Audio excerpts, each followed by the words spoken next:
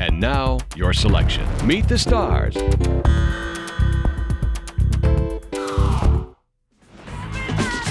Melanie Carmichael has it all. She's the hottest designer in the fashion world. She's dating the son of New York's mayor, and she's about to get the proposal of her dreams. Will you marry me?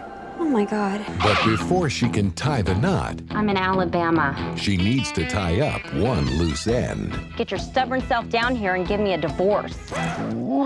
As I live and struggle for breath. When I read the script for Sweet Home Alabama, I really responded to the fact that it was this woman who grew up in a small town, and she had to, in order to sort of leave the embarrassing, shameful things about her past behind, she moves to New York City and tries to make it as a fashion designer.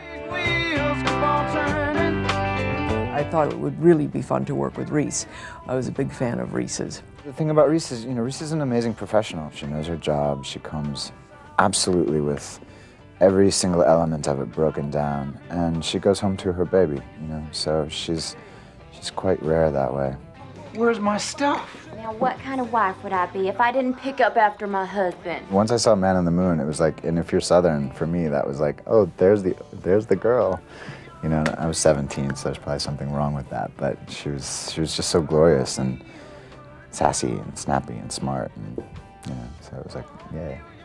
We had a really good time working together, and I was very fortunate to have such a great cast in this movie. It's great when you get to find a script that you love, but when you get to work with great actors too, it just makes it all that much better. Andrew? Yes. Seems Melanie is wearing a skating ring on a very important finger. Your Honor, if it's all the same to you, I'd really like to... God!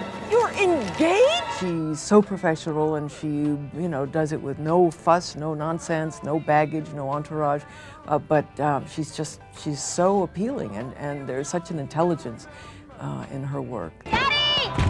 He's about to surrender! Thank you! Sometimes when you get Hollywood movies about Southern people, they're about the funny things we think about Southern people. Oh, they're ignorant or they talk funny. But it really represents the sort of Southern values that you really respect. I'm totally from small towns, and I live in New York City and love New York City, so it's a funny kind of mix, I would say. I always feel a little bit like a fish out of water in the South, but I do find it fascinating. One down, 7 million to go. I like that idea of, sort of a young person being a little bit embarrassed about where they're from, but then learning to accept that it's all right. Everybody's from somewhere, We all have a little bit of our hometown in us or our heritage. I'm really happy in New York. But then I come down here and this fits too. Sweet Home Alabama.